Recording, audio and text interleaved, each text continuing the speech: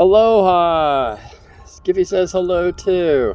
What I have for you today is fear. What does fear mean? Fear means it's very negative. You feed fear, fear is negative. Love is positive.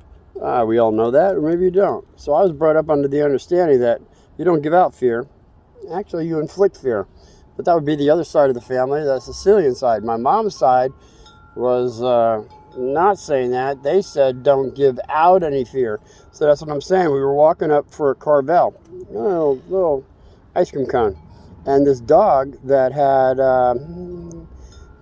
he was coming out of his big dog house. And he was a Marmaduke. What do you call those? Great Danes. Great Danes are very big dogs. And I was 4. And Mom says, have no fear. Well, I didn't listen to my mom. From my gut, I gave this dog all the fear I had, which was a lot at the time. And this dog salivated so much, he didn't break the chain, he broke the collar. And as he's about to jump over the white picket fence, Mom had already been telling me a story about her grandmother that had a similar situation of a dog, excuse me, that was about to attack them, and her grandmother, with her, her grandmother put out her 2 hands and said no. The dog hit a brick wall, sat, wagged its tail, and it was a happy story. Now we're coming into where this dog that broke its collar is now, it's the same scenario. Mom had me by the hand saying, have no fear.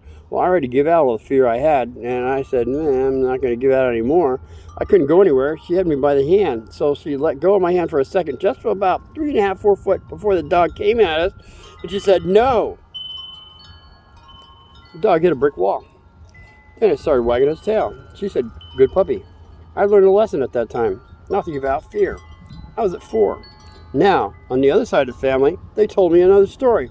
They said, you have to give fear to people, but you can't give enough fear to whether you kill them.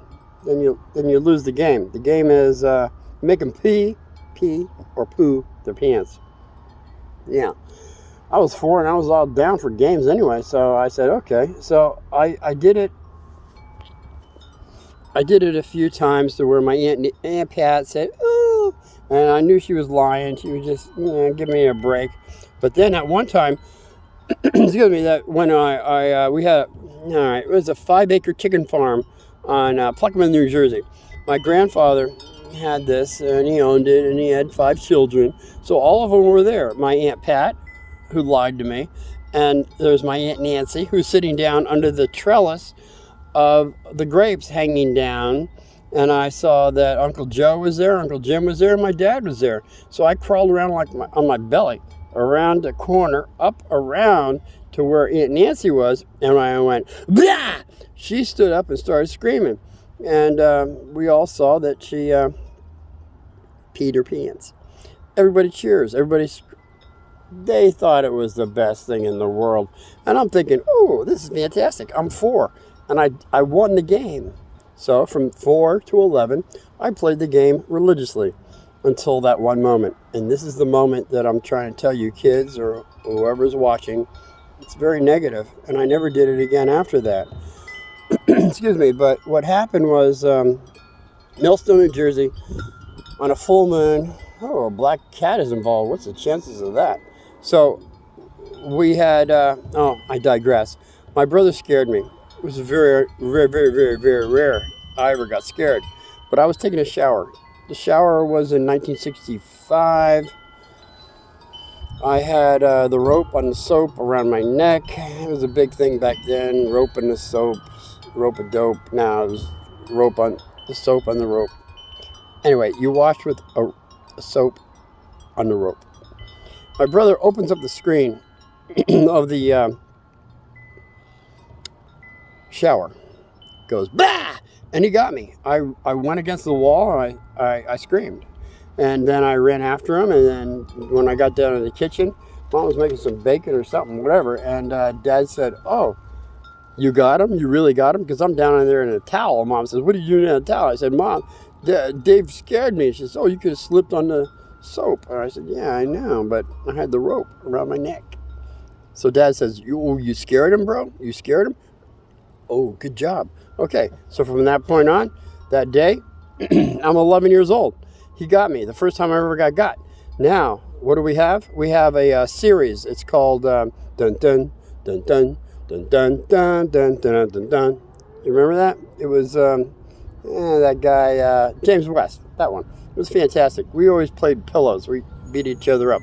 Not this day. We're both sitting at the couch. And when dun dun dun dun dun dun dun dun dun came on, bro looks at me and says, "I'm sorry." I said, "Bro, don't even worry about it. I already forgot about it. I didn't forget about nothing." When we get to bed that night, I waited until he went. Well, there was a full moon. There was a black cat. What are the chances of that? It was coming through the south side of the window, and this black cat we call Pussy. Pussy would always come up next to us, purr purr purr. Then we throw it back and forth on our cat. We throw it back and forth, Pussy, because we couldn't handle the purring all the time. That's all there was to it.